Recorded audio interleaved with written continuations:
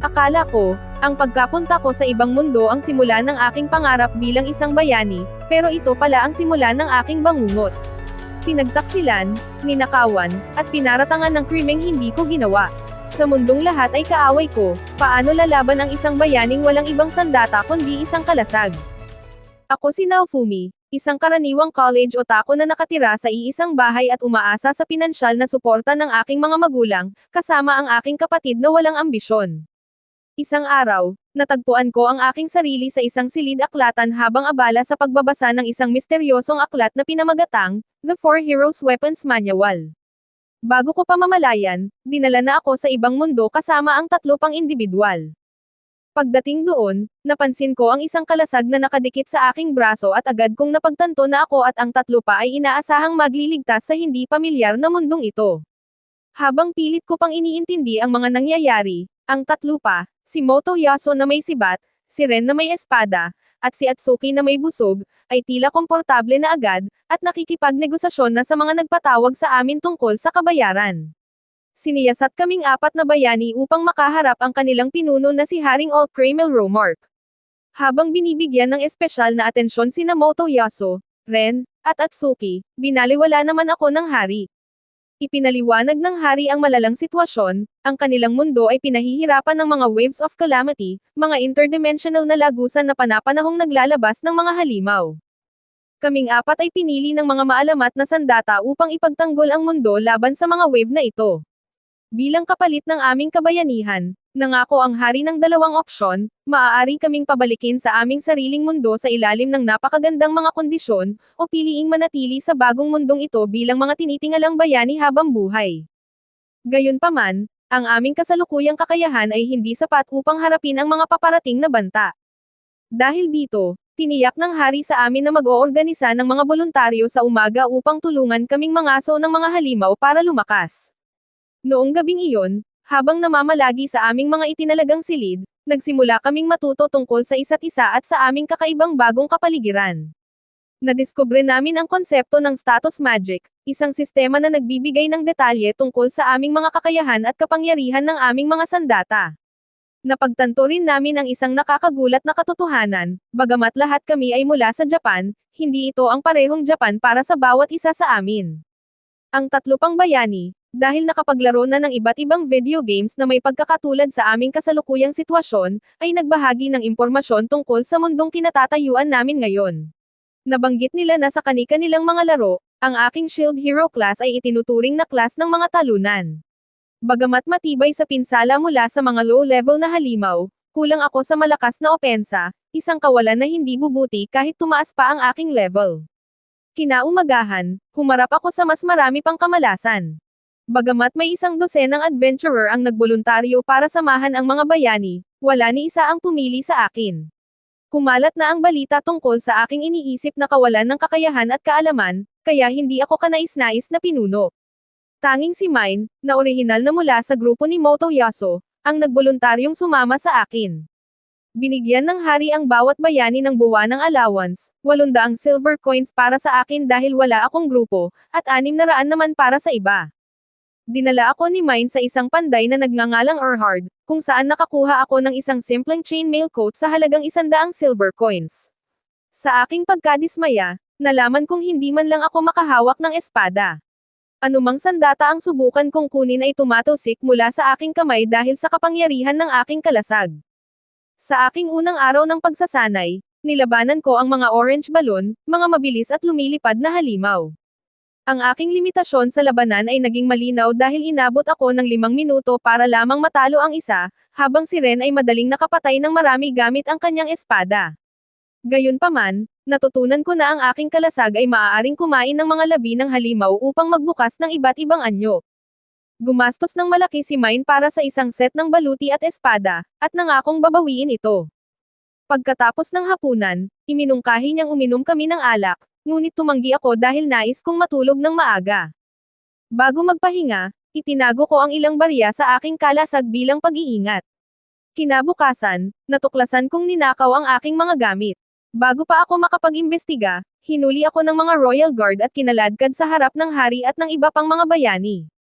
Doon, Inakusahan ako ng tangkang panggagahasa kay Mine, na humingi na raw ng tulong kay Motoyasu. Para lalong manginsulto, suot na ni Motoyasu ang ninakaw kong chainmail. Idineklara ng hari na ang nasabing krimen ay may parusang kamatayan, at walang sino man ang handang makinig sa aking panig. Habang tinutuya ako ni Mine gamit ang mga nakakalokong mukha, umabot sa rurok ang aking galit. Na-realize kong ginitpit ako. Lahat maliban sa aking kalasag at damit panloob ay ninakaw ni Mine. Nang humingi ako ng ebidensya para sa mga akusasyon, naglabas ang isang kabalyero ng isang punit na negligee, na sinasabing nahanap sa aking silid. Pinabulaanan ko ito at sinabing wala iyon doon nang magising ako. Dahil sa pagkadismaya at pakiramdam na nakulong, hiniling kong pabalikin na lang ako sa aking mundo. Gayunpaman, ipinaalam ng hari sa akin na hindi iyon opsyon. Ang mga bayani ay maaari lamang pabalikin kapag natigil na ang mga waves of calamity, at hindi maaaring magpatawag ng mga bagong bayani maliban kung ang kasalukuyang set ay patay na o ang mga wave ay nahinto na. Malamig na ipinaalam ng hari sa akin na ang balita tungkol sa aking di umano'y krimen ay kumalat na sa buong bansa, na nagpawi sa anumang pag-asa na makatanggap ng tulong o kabutihan. Dahil nawalan na ng dignidad, dangal, at pera, pumiglas ako mula sa mga gwardya at lumabas ng kastilyo. Bago umalis, ibinato ko kay Motoyasu ang mga natitirang barya na itinago ko sa aking kalasag, dahil napagtanto ko na sa simula pa lang ay lahat sila ay laban sa akin. Sa aking walang direksyong paglalakad, nakatagpo ko ang panday na nagbigay sa akin ng gamit noon. Nagtaas ng kamao si Erhard na tila manununtok, ngunit matapos kaming makipagtitigan, nagbago ang kanyang isip. Sa halip, binigyan niya ako ng ilang lumang baluti at sinabihan akong bayaran na lang ito kapag kaya ko na. Dahil sa galit at walang mapuntahan, nagtungo ako sa mga bukid upang ibuhos ang aking puot sa mga orange balon. Nagtrabaho ako buong gabi at kalaunan ay umabot sa level 2. Kinabukasan, kinolekta ko ang mga labi ng mga lobo na napatay ko at pumunta sa isang mga ngalakal upang ibenta ang mga ito. Nang subukan akong dayain ng mga ngalakal, gumanti ako sa pamamagitan ng paglalabas ng ilang mga lobo na nakatago sa ilalim ng aking coat. Habang inaatake ng mga nilalang ang nagulat na mga ngalakal, nakakuha ako ng mas patas na kasunduan. Ito na ang naging paraan ko, ang pilitin ang mga tao sa makatwirang transaksyon habang nilalabanan din ang mga nagtatangkang magnakaw.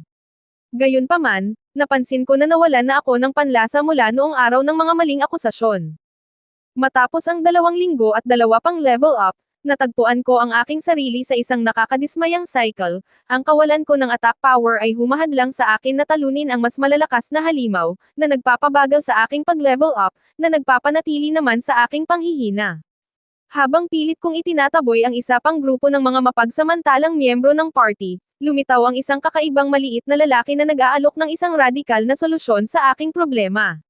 Sa halip na mga hindi mapagkakatiwalaang kakampi, ang talagang kailangan ko ay isang taong nakatali sa akin sa pamamagitan ng mahika para sumunod, isang alipin na hindi makakapagtaksil, makakapagsinungaling, o makakasuway dahil sa isang sumpa na nakamamatay. Ang kakaibang lalaki ay isa palang slave trader na nagpapatakbo mula sa isang malaking tolda na puno ng mga nakakulong na nilalang na hindi ganap na tao. Habang tinitingnan ko ang mga pagpipilian ayon sa mungkahi ng mga ngalakal, napansin ko ang isang maliit na parang rakon na demi-human na tila may ubo. Dinala ako ni Bolokas, ang slave trader, sa isang tolda na puno ng mga demi-human, mga nilalang na may pisikal na katangian ng hayop. Bagamat ang pang-aalipan sa tao ay ipinagbabawal sa Melromark dahil sa gobyerno nitong pabor sa mga tao, ang kalakalan ng mga demi-human ay pinapayagan. Noong una ay inalok ako ni Bolokas ng isang high-level na werewolf-type na beastman, ngunit malinaw na ang presyo nito ay hindi ko kaya. Pinuri ng mga ngalakal ang matalas kong mata sa kalidad, at pagkatapos ay ipinakita sa akin ang mga mas murang opsyon. Pinili ko si Raphtalia, isang may sakit na Tenoki type na demi-human na batang babae na napansin ko kanina. Pagkatapos, dinala ko si Raphtalia kay Erhard. Sa kabila ng kanyang hindi pagsang-ayon, binihisan ni Erhard si Raphtalia ng isang chainmail dress at binigyan ng kutsilyo, sabay babala sa akin, hindi ka mamamatay sa isang masarap na paraan. Sa bukid, pinasaksak ko siya sa isa sa mga lobo, upang ipakilala siya sa labanan at makakuha ng kaalaman tungkol sa party system. Partikular kong nalaman na ang mga miyembro ng party ay naghahati sa experience points at napagtanto na hindi kailanman nakipag-party sa akin si Mine. Matapos ang pagsasanay sa bukid, kumain kaming dalawa ni Raphtalia sa isang restaurant.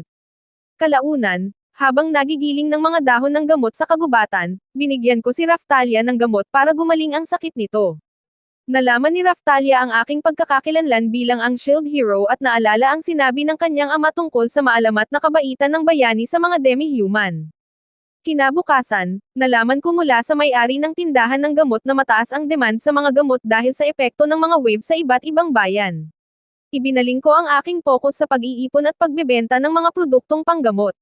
Sa paglipas ng mga araw, naging mas malapit kaming dalawa ni Raftalia. Binilhan ko siya ng bola para sa kanyang oras ng paglilibang, ni-retreat ng mga merienda, ginupitan ng buhok, at inalo kapag may mga bangungot. Ipinaliwanag ko kay Raftalia ang layunin sa likod ng aming pangangaso, upang makuha ang lakas na kailangan para labanan ang mga waves of calamity. Inamin ko ang sarili kong limitasyon, na halos wala akong attack power, at nilinaw na si Raftalia ang kailangang makipaglaban. Gayunpaman, nangako akong magsisilbing matatag na tagapangalaga niya bilang kapalit. Dahil kinilala ang pag-unlad ni Raftalia, in-upgrade ni Erhard ang kanyang sandata mula kutsilyo patungong short sword. Naglakbay kaming dalawa ni Raftalia sa Loot Village para mangalakal, at nakarinig ng isang pagkakataon mula sa isang lokal na mangangalakal. Ang minahan ng uling sa nayon, na mayaman sa mahahalagang mineral, ay pinamumugaran ng mga halimaw na naiwan mula sa unang wave. Hindi ito nalinas ng mga kabalyero ng kaharian o ng iba pang mga bayani. Bago sumabak sa minahan, nag-unlock ako ng mga bagong kakayahan para sa aking kalasag, kabilang ang rope shield, na nagpapahintulot sa akin na maglaso, at ang airstrike shield, isang harang na maaaring ipatawag. Sa loob ng minahan, na-unlock ko rin ang pickaxe shield, na nagpapahintulot sa akin na magtibag ng bedrock ng mas madali. Nakakuha kaming dalawa ng ilang mineral ngunit nakatagpo ng isang dalawang ulong black dog, isang halimaw mula sa unang wave na nag-trigger ng mga traumatikong alaala para kay Raftalia, na nagpaalala sa kanya sa hayop na pumatay sa kanyang mga magulang. Sa isang desperadong sitwasyon, napagtanto ko na hindi namin kayang takasan ang hayop at nagpas siyang harapin ito. Habang pinipigilan ko ang aso, noong una ay naparalisa si Raftalia ng kanyang nakaraang trauma. Sinabihan ko siyang tumakas habang pinipigilan ko ang halimaw. Sa harap ng nakakatakot na pag-ulit ng pagkamatay ng kanyang mga magulang, natakot din si Raftalia na mawala ako. Dahil sa pinaghalong lakas ng loob at kawalan ng pag-asa, kinuha niya ang kanyang kutsilyo at pinatay ang halimaw, sabay takbo sa akin na nasaktan para humingi ng comfort, na siyang naging tunay na simula ng aming relasyon. Matapos ang pangyayari, kumain kami sa isang restaurant kung saan nakakuha si Raftalia ng bandila mula sa kanyang pambatang pagkain. Nilagyan ko ng pulang bilog ang puting bandila, na ginawa itong maliit na bandila ng Japan, isang paalala sa aking ipinaglalaban, ang makatakas sa mundong ito na puno ng pagkiling at makauwi. 2 linggo sa aming mga pakikipagsapalaran sa pangangaso, malaki na ang naging pag-unlad namin ni Raftalia. Na-unlock ko na ang iba't ibang bagong kalasag sa pamamagitan ng pagpapakain sa aking sandata ng mga labi ng napatay na mga halimaw. Si Raftalia naman ay dumaan sa isang nakakagulat na pagbabago, at naging isang ganap na dalaga. Matapos ang isang engkwentro sa isang porcupine type na halimaw na nagdulot ng sugat sa akin, binisita naming dalawa si Erhard para sa armor upgrade. Napansin ni Erhard ang paglaki ni Raftalia, ngunit nanatili akong walang malay, sa pag-aakalang ang anumang komento tungkol sa itsura nito ay nagmumula sa mga taong may hilig sa mga lolicon. Dahil dito ay nainis si Raftalia. Sa halip na kunin ang mga available na armor, nagpasya kaming magpagawa ng custom na baluti. Pagbalik sa tindahan matapos ang hapunan, patuloy ko pa ring itinuring si Raftalia na parang bata, na lalong nakadagdag sa inis nito. Dahil sa aming bagong barbarian armor, pinag-isipan ko ang hindi inaasahang oras at lokasyon ng susunod na wave. Ipinaliwanag sa akin ni Erhard ang tungkol sa Dragon's Hourglass, isang timer na nagbibilang hanggang sa susunod na wave at nagti-teleport sa mga bayani sa lokasyon nito. Dahil armado ng mahalagang impormasyong ito na sa tingin ko ay dapat alam ko na noong una pa lang, nagtungo kami sa tore upang magparehistro. Sa tore, nakatagpo namin ang iba pang mga bayani, sina Motoyasu, Ren, at Atsuki, at ang kani-kanilang mga party. Walang hiya namang nakipag-flirt si Motoyasu kay Raftalia habang nagbibitiw ng mga pasaring sa akin. Dahil sa inis, umalis ako kasama si Raftalia, at mas piniling mag-focus sa paghahanda para sa susunod na wave. Bago ang paparating na wave, kinuha ni Raftalia ang pagkakataon na ipahayag ang kanyang malalim na pasasalamat at katapatan sa akin. Nangako siyang laging susunod sa akin, na nagpatatag sa aming samahan. Nang mahulog ang huling butil ng buhangin sa Dragon's Hourglass, natagpuan namin ang aming sarili sa labas lamang ng Loot Village. Dahil napagtantong hindi pa lumilikas ang mga taga-nayon at hindi darating ang mga kabalyero sa tamang oras, hinarap ko ang isang masakit na katotohanan, mapapahamak ang nayon maliban kung makikialam kami. Sa halip na gawin ang nakasanayang papel ng bayani na mga aso ng boss, pinili naming maging depensa sa harap laban sa hukbo ng mga undead at halimaw na bubuyog. Gumawa kami ng tactical na paghihiwalay, tinulungan ni Raftalia ang paglikas habang inakit ko naman ang maraming halimaw palayo sa nayon. Sa isang mapangahas na kilos, itinumba ko ang isang nagliliyab na guard tower sa paparating na kawan. Dahil sa aking katapangan, muling sumama sa akin si Raftalia at ang ilang mga taga-nayon, handang ipagtanggol ang aming posisyon. Nang akalain naming dumating na ang saklolo sa anyo ng mga kabalyero ng Melromark, laking gulat namin nang magpasabog ang mga ito ng apoy na walang pakialam sa kaligtasan ng mga sibilyan o ng bayani. Muntik nang itutok ng isang galit na Raftalia ang kanyang talim sa leeg ng kapitan ngunit pinigilan ko siya. Hinimok ko sila na ituon na lang ang kanilang lakas sa tunay na banta. Ang mga matataas na ranggong kabalyero ay mapanghamak na umalis upang tulungan ang iba pang mga bayani, ngunit ang bise-kapitan at ang ilang mas mababang ranggo ay piniling manatili, at bumuo ng isang hindi inaasahang alyansa sa akin. Sa huli, nagtagumpay ang ibang mga bayani laban sa boss ng Wave, isang nakakatakot na chimera, na nagpatigil sa pagpasok ng mga halimaw at epektibong tumapos sa krisis. Habang ang mga bayaning ito ay naghahanda para sa parangal at gantimpala, ang mga taga-nayon naman ay nagbuhos ng taos-pusong pasasalamat sa akin. Ang ilang mga kawalan ay hindi maiiwasan, ngunit nabawasan namin ang pinsala. Si Raftalia, na ginugulo ng sarili niyang nakaraan bilang ulila ng unang wave, ay nagtanong kung kahit paano ay may nailigtas kaming mga bata mula sa malupit na tadhana. Kinumpirma ko ito, sabay himos sa kanyang ulo habang humahagulgol si Raftalia, na umiiyak para sa parehong tagumpay ng kasalukuyan at pasakit ng nakaraan. Matapos ang ikalawang wave, nasa masayang kalagayan ang kaharian ng Melromark. Isang malaking pagdiriwang ang naganap sa Royal Castle kung saan ang hari mismo ang nagpaabot ng kanyang pagbati sa mga bayani ng bow, sword, at spear. Ako naman, ang shield hero, ay nakaupong mag-isa, habang iniisip ang aking sapilitang pagdalo para lamang makuha ang nararapat na gantimpala. Sa gitna ng kawalang bahalang ito, sinuri ko ang aking help menu at natuklasan ang isang teleportation feature na maaaring makapagpabago sa takbo ng mga susunod na wave. Habang tinitingnan ang menu, nakita ko ang Knight Captain na ipinagyayabang ang sarili niyang kabayanihan sa harap ng mga nakikinig na kabataang kababaihan. Sa katotohanan, iniwan ako ng kapitan at halos walang naitulong sa pagkatalo ng wave. Sa malapit, ang mga maharlika ay puno ng papuri para sa mga bayani, lalo na sa kakaunting bilang ng mga biktima. Si Moto Yasuo, ang spear hero, ang naging sentro ng atensyon ng mga babae hanggang sa sumingit si Mine na puno ng inggit. Nang makita ni Moto Yasuo si Raftalia na naglalakad sa gitna ng maraming tao, palihim na lumapit si Mine para bumulong sa kanyang tainga. Si Raftalia naman ay pilit na pinapakain ako na walang gana. Tumanggi ako, dahil nakatutok sa paghahanda para sa susunod na wave at dahil hindi rin naman nakuha ang panlasa ng pagkain. Pero hindi nagpatalo si Raftalia at nakumbinsi akong tikman ang ilang cake. Ang inosenteng kilos na ito ay nagdulot ng gulo. Sa isang madramang eksena, tinanggal ni Moto Yasuo ang kanyang guwantes at ibinato ito sa paanan ko, at hinamon ako sa isang duelo. Tumigil ang lahat sa silid, at tila naging tensyonado ang paligid. Gayunpaman, nanatili akong kalmado. Kinaharap ni Moto Yasuo ako tungkol sa katayuan ni Raftalia bilang alipin, at hiningi ang kalayaan nito kung mananalo siya sa duelo. Itinuro ko na ang pag-aalipin ay legal, ngunit iginiit ni Moto Yasuo na ito ay mali sa moralidad. Sina Ren at Atsuki, ang iba pang mga bayani, ay nagpahayag din ng kanilang hindi pagsang-ayon, na malinaw na nadidiri sa aking mga kilos. Nang magtanong ako tungkol sa sarili kong gantimpala kung mananalo ako, nag-alinlangan si Moto Yasuo bago imungkahi na maaari ko nang panatilihin ang dalaga. Dahil hindi humanga sa kawalan ng nakataya, sinubukan kong umalis ngunit pinigilan ako ng mga gwardya at ng haring si Altcray na hindi sang-ayon sa akin, at pinilit akong tanggapin ang duelo.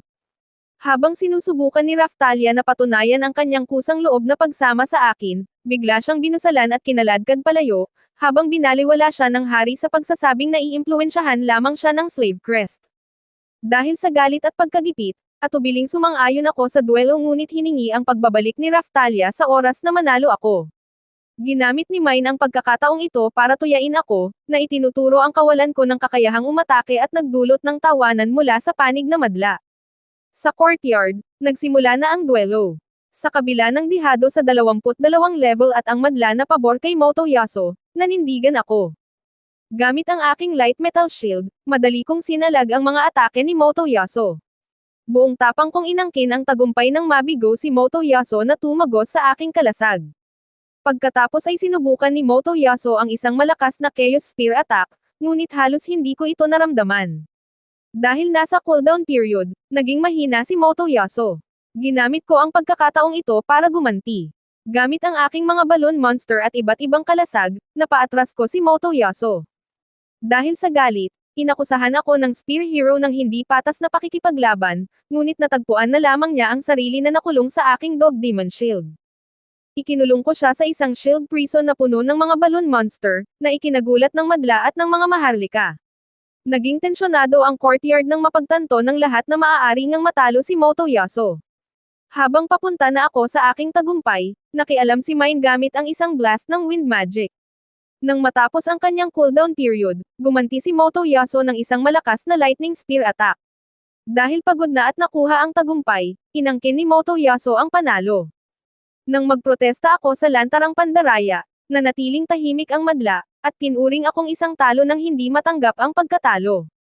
Lalo pang minaltrato ni na Haring Altcray at Mine ako, at idineklara si Motoyasu bilang nagwagi. Habang nagdiriwang si Mine sa pagkatalo ko, binati ni Haring Altcray si Motoyasu sa kanyang nagawa, at ibinunyag na si Mine ay si Princess Malty pala. Nagmamadali namang sumama si Malty sa kanyang ama na si Haring Altcray, habang ipinoproklama ang kanyang layunin na iligtas ang mundo. Habang ginagawa niya ito, tumanggap ng pagpapagaling ang Spear Hero na si Motoyasu, at naiwan akong mag-isa sa arena habang iniisip ang revelasyong iyon. Tumama ito sa akin ng husto, ginitpit ako para mabigo sa simula pa lang. Hindi kailanman ninais ni Malty na maging kasama ko.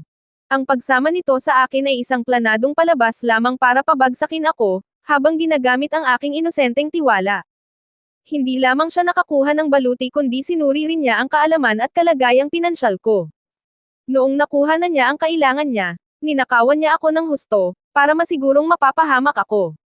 Ang kanyang mga akusasyon ay nagsilbi sa dalawang layunin, nakuha niya ang simpatsya ng pinili niyang bayani na si Motoyasu, habang nilalagay naman ako sa blacklist sa mga mamamayan. Ang layunin ay gawing imposible para sa akin na makabangon mula sa aking mga kawalan, sa material man o sa reputasyon. Samantala, hindi pala matuwid na pinuno si Haring Altcray tulad ng inakala ko noong una. Bilang ama ni Malty, halos sigurado na kasama siya sa plano. Kahit hindi man siya kasama, wala siyang ginawa para tulungan ako, at hinayaan akong magdusa sa maling tadhana. Naging napakalinaw na ang hari, sa mga dahilan na hindi pa alam, ay may matinding galit sa Shield Hero. Wala siyang intensyon na magsagawa ng patas na imbestigasyon sa mga paratang laban sa akin. Ang planadong pagkiling na ito laban sa akin ang nagpaliwanag kung bakit napakadaling naniwala ang mga tao ng Melromark sa kasinungalingan ni Malty. Dahil sa pag-endorso ni Haring Altcray, ang kanyang maling salaysay ay hindi kinwestiyon, na nagpabaling sa opinyon ng publiko laban sa akin, maging sa mga taong baka naniwala sana sa aking panig. Ang duelo kay Motoyasu ay hindi laban para sa dangal. Isa itong bitag na itinakda ng pamilya ng hari. Ginamit lamang ni Mine ang ego ni Motoyasu, na malamang ay binigyan siya ng kwento tungkol sa di umano'y pagmamaltrato ko kay Raftalia. Hindi ito tungkol sa pagliligtas sa kanya, tungkol ito sa lalong pagbubukod sa akin sa pamamagitan ng pag-alis sa aking kaisa-isang kakampi. Habang nakatayo ako doon, isang madilim na hamog ang nagsimulang lumabas mula sa aking kalasag, na sumasalamin sa aking lumalaking kawalan ng pag-asa at galit. Hindi ko hiningi ang alinman sa mga ito, ang hindi matawag sa mundong ito, ang hindi maging bayani, at lalo na ang hindi maging kinamumuhi ang Shield Hero. Ngunit narito ako, ang target ng walang tigil at hindi makatarong ang galit. Para lalong manginsulto, nag-anunsyo ang isang ministro tungkol sa kabayanihan ni Motoyasu sa pagpapalaya kay Raftalia. Lalong naging malupit ang madla, at tinawag akong basura at humihiling pa ng aking kamatayan. Ito na ang huling hantungan. Nawala na ako sa sarili, Habang nilalamon ng nag-aapoy na galit na pisikal na nagpakita bilang isang madilim na hamog na bumabalot sa akin. Habang nagpapadala ako sa galit na ito, naging malabo ang aking paningin, nakita ko ang imahe ni Raftalia sa kanyang pambatang anyo habang tinatanggal ang kanyang slave crest. Dahil sa aking baluktot na pangunawa, nakita ko itong lumalakad palayo kasama si Mine, na nagpatibay sa aking pakiramdam ng pag-iwan sa akin. Ang pagtatangkang itapon ng aking isinumpang kalasag ay nabigo, muli itong dumikit na tila tinutuya ang aking kawalan ng magagawa. Sa madilim na sandaling iyon, nagpasya ako na sapat na. Kung ang mundo ay laban sa akin, magiging laban din ako sa mundo. Ang aking umaapaw na emosyon ay nagbukas ng isang nakakatakot na bagay sa loob ng aking kalasag, ang Curse Series. Dahil nalunod sa aking negatibong emosyon at sa bagong aktibong kapangyarihan, naging bulag ako sa lahat ng nasa paligid ko. Ako, na nilalamon ng sarili kong madidilim na emosyon at ng nakakatakot na kapangyarihan ng aking kalasag, ay hindi na malayan ang mga nangyayari. Nakatanggap si Motoyasu ng isang malakas na sampal mula kay Raftalia, at hindi ang yakap ng pasasalamat na inaasahan niya. Ang hari, si Molty, at ang mga manonood ay natulala. Hayagang tinawag ni Raftalia si Motoyasu na isang mandaraya, na bumasag sa palabas. Si Molty, na hindi makapaniwala, ay humingi ng paliwanag. Binaliwala siya ni Raftalia at itinuon ang atensyon kay Motoyasu. Hindi niya kailanman hiniling na iligtas. Isang mainit na pagtatalo ang naganap, habang nauutol si Motoyasu sa kanyang mga katwiran, sinagot ni Raftalia ang bawat argumento gamit ang mga hindi mapapasubaliang katotohanan. Ang susunod na hirit ni Motoyasu, na kailangang palayain si Raftalia dahil siya ay isang alipin at sa makatuwid ay mineltrato, ay nagpakita ng kanyang kawalan ng alam. Naniwala lang siya sa mga salita ni Molty nang hindi man lang nag-iimbestiga o nagtatanong kay Raftalia. Inilantad ni Raftalia ang kapintasang ito, at sinabing walang alam si Motoyasu tungkol sa akin. Sinalungat ni Raftalia ang argumento ni Motoyasu, at idiniin na hindi siya kailanman mineltrato ko. Bagamat maaaring inactivate ko ang sumpa para pasunurin siyang lumaban, hindi ko ito kailanman pinilit ng labag sa kanyang kalooban. Ang sagot ni Motoyasu, na walang sino man ang dapat piliting lumaban, ay lumabas na walang saysay. Sila nga ng hari ang nagpilit sa akin sa isang hindi patas na duelo. Si Motoyasu, na ipinatawag sa mundong ito para labanan ang mga nakamamatay na wave, ay narito rin naman para lumaban, gusto man niya o hindi. Nagpatuloy si Raftalia, at ipinaliwanag ang mga praktikal na pangangailangan ng aming sitwasyon. Dahil sa mga limitasyon ng kalasag, hindi ako makahawak ng ibang sandata. Kung nais kong magkaroon ng pagkakataong makaligtas sa mga wave at sa mga hamon ng mundong ito, kailangan ko ng mga kakampi na kayang lumaban. Kumakapit pa rin si Motoyasu sa kanyang kaisipan na hindi dapat si Raftalia ang tumutulong sa akin, at inilalarawan ako bilang isang masamang tao na sa huli ay itatapon lamang siya. Ngunit dito rin ay nagkakamali siya. Ang kanyang mga akusasyon ay base lamang sa mga kasinungalingan ni Molty, na nagpapakita kung gaano kaunti ang alam niya tungkol sa akin o sa tunay na kalikasan ng relasyon ni Raftalia rito. Higit pa rito, dahil din sa mga kilos ni Motoyasu kaya hindi ako makahanap ng mga kakampi noong una pa lang. Ginamit ni Raftalia ang pagkakataon para muling pahiyain si Motoyasu, habang itinatampok ang kanyang kawalan ng alam. Habang nakatitig sa mga mata ni Motoyasu, inihayag ni Raftalia ang katotohanan, mula nang bilhin ko siya, itinuring ko siya hindi bilang alipin, kundi bilang kapantay. Sa isang mundo kung saan ang mga demi-human ay hinahamak, ako ang naging exemption. Inalagaan ko si Raftalia noong malapit na itong mamatay, at nagbigay ng pagkain, damit, at pati gamot, habang ako mismo ay may kakaunting resources lamang. Malinaw na nabigla si Motoyasu sa revelasyong ito, habang kumakapit sa kanyang mga maling akala na hindi maaaring maging ganito kabait ang isang tulad ko. Ngunit ang mga akalang iyon ay base lamang sa mga chismis ni Molty. Idiniin ni Raftalia ang kanyang punto, at ipinakita ang listahan ng mga paraan kung paano ko siya sinuportahan, pinakain ko siya, binihisan, at ginawa ng gamot para sa kanyang sakit, mga bagay na walang ibang gumawa sa Melromart. Sinubukan ni Motoyasu na ipagtanggol ang sarili, at sinabing kaya rin niyang maging ganoon kabait, ngunit agad itong binuweltahan ni Raftalia. Kung talagang mabait siya, tanong nito, bakit hindi niya ginamit ang kanyang mas nakaririwang resources para tulungan ang isang demi-human, alipin man o hindi? Ang tanong na iyon ay nagpatahimik kay Motoyasu. Ang kanyang mataas na moralidad tungkol sa kasamaan ng pag-aalipin ay gumuho. Wala siyang ginawa para mapabuti ang kalagayan ng sinuman na tulad ni Raftalia, sa kabila ng kanyang resources at koneksyon sa hari. Dahil dito, winasak ni Raftalia ang pagpapanggap ni Motoyasu. Sa kabila ng kanyang tingin sa sarili bilang isang tagapagligtas at ang kanyang malapit na ugnayan sa pamilya ng hari, hindi siya nagtaas ng daliri para tulungan ang sinumang tulad ni Raftalia. Ako, ang itinaboy at kinamumuhiang shield hero, ang siyang talagang nakagawa ng pagbabago sa buhay ng isang nagdurusang demi-human. Sa harap ng mga elite ng Melromark, si Raftalia, isang demi-human na itinuturing na pinakamababa sa lipunan, ay hayagang pinahiya ang poster hero ng bansa na si Motoyasu, habang pinoprotektahan ako na tinaguri ang kontrabidang shield hero. Sinubukan ni Motoyasu na sumagot, ngunit pinigilan siya ni Princess Multi. Dahil sa galit na ang kanyang plano ay nasisira na at ang kanyang paboritong si Motoyasu ay pinapahiya, inutusan niya si Raftalia na manahimik. Ang lantarang kawalan ng pakialam ni Multi sa demi-human ay nagpatibay lamang sa hinala ko, hindi niya kailanman minahal si Raftalia. Nagtaas ng kamay si Multi, handang saktan si Raftalia. Sakto namang may nakapansin sa madla. Pumasok si Naren at Atsuki sa arena. Nagbulungan ang madla dahil sa pagkalito. Si Atsuki, na halatang naiinis, ay humingi ng paliwanag para sa ilegal na pakikialam ni Multi sa duelo. Nagkunwaring inosente si Multi, na nagdulot ng pagkalito kay Motoyasu. Si Ren, na nakatayo sa likod ng natulalang si Raftalia, ay prangkang sinabihan si Motoyasu na natalo siya sa duelo. Nagpasabog ng revelasyon si Ren at pinatotohanan ang mga sinabi ko, hindi nanalo si Motoyasu sa patas na paraan. May gumamit ng wind magic sa akin, na nagbigay kay Motoyasu ng hindi patas na bentahe. Bagamat hindi siya nagbanggit ng pangalan, ang titig ni Ren kay Multi ay sapat na. Lumingon si Motoyasu sa kanyang kasama, na may bakas ng pagkaunawa sa kanyang mukha. Nagpakita naman si Multi ng isang inosenteng ngiti, at sinubukang iwasan ang mga paratang. Ikinatwiran niya na kung totoo ang sinasabi ng mga bayani ng bow at sword, dapat may nagsalita na noong una pa lang. Agad na sinagot ni Atsuki ang kanyang punto, at sinabing ang pananahimik ng madla ay dahil sa pasaring na pagbabanta ni Haring Altcray sa dulo ng duelo.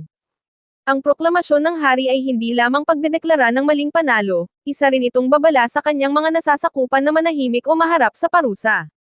Ang kanilang mga hindi komportable at balisang mukha ang nagpapatunay nito, alam nila ang katotohanan ngunit hindi sila makapagsalita. Nagpakita naman si Ren ng pandidiri kay Multi at sa kanyang ama, dahil sa pagkadismaya na nagagawa nilang dungisan ang isang sagradong duelo gamit ang kanilang autoridad. Si Haring Altcray, na nahuli sa kasinungalingan, ay umiwas sa tingin ng mga bayani. Natahimik si Multi, ang kanyang plano ay sira na. Tumingin si Motoyasu sa kanyang kasama, at ang kanyang dating pakiramdam ng tagumpay sa akin ay tuluyan ng naglaho. Sa mga upuan, isang bulungan ng kaba ang kumalat sa madla, na ngayon ay malinaw na nababalisa sa hindi inaasahang pakikialam ng mga bayani ng bow at sword. Ang High Priest at ang kanyang mga opisyal ay tila hindi mapakali sa takbo ng mga pangyayari. Si Raftalia, matapos maipaliwanag ang kanyang panig, ay mabilis na naglakad lampas kay Motoyasu at sa mga kakampi nito, na hindi man lang nagpasalamat o tumingin. Binaliwala niya si Naren, Atsuki, Multi, Motoyasu, at ang hari, na hindi nagpapakita ng anumang paggalang sa kanilang katayuan. Ang kanyang focus ay tanging sa akin, ang shield hero. Isang mabigat na katahimikan ang bumalot sa lugar habang lumalapit si Raftalia sa akin, na nalulunod pa rin sa sarili kong mundo ng kawalan ng pag-asa at galit. Dahil walang alam sa ginawang pagtatanggol ni Raftalia, naging agresibo ako nang subukan niya akong lapitan. Dahil nilalamon ng pakiramdam ng pagtataksil, tinawag ko siyang traidor at mapang-uyam na nagtanong kung narito ba siya para mangasar. Pagkatapos ay itinaboy ko siya, at sinabihang umalis na. Dahan-daang nagtapat si Raftalia na narinig niya ang mga kumakalat na chismis tungkol sa akin. Gayunpaman, lalo lamang itong nagdagdag sa aking galit. Nang subukan niyang sabihin na hindi siya naniniwala sa mga chismis, na nagtitiwala siya sa akin, ay pinatigil ko siya, at tumangging makinig. Dahil sa pagkadismaya at pasakit, sumigaw ako na ako ay inosente, ngunit sa loob ko, alam kong malamang ay hindi siya papakinggan. Nang lumapit si Raftalia, itinulak ko siya palayo, habang kino-question ang mga motibo niya at pati ang katapatan niya. Dahil bulag sa sariling pasakit at kawalan ng tiwala, hindi ko na-realize na sinusubukan akong aliwin ni Raftalia. Sa halip, inisip kong isa na naman itong panlilinlang para saktan ako. Itinanong ko ng malakas kung ano pa ang balak kunin sa akin ng mga tao ng Melromark. Sa isang desperadong kilos, sinubukan kong tanggalin ang kalasag sa aking braso, ngunit pinigilan ako ni Raftalia. Ipinatong nito ang kanyang kamay sa kalasag, at ipinaalala sa akin na ang kalasag na ito ang nagligtas sa kanyang buhay, at ako, sa kabila ng lahat ng limitasyon, ay nagprotekta sa iba noong panahon ng mga wave. Sinubukan kong baliwalain ang kanyang mga salita, at inamin na noong una ay itinuring lamang kita bilang isang tool, ngunit binaliwala ito ni Raftalia, at sinabing iniligtas ko siya. Lumapit siya at niyakap ako ng mahigpit. Sa isang matapang na paninindigan, idineklara ni Raftalia ang kanyang walang hanggang katapatan sa akin. Ipinahayag niya na alam niyang mabait ako at nanindigan sa kanyang intensyon na manatili sa tabi ko, anuman ang mga tsismis o akusasyon. Habang binibitawan niya ang yakap, isang pagbabago ang nangyari. Ang baluktot na pangunawa ko ay naglaho, at nakita ko na si Raftalia bilang isang dalaga.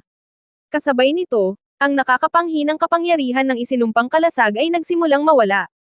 Pagkatapos ay sinabi ni Raftalia ang isang bagay na gustong-gusto kong marinig, naniniwala siya sa aking pagiging inosente.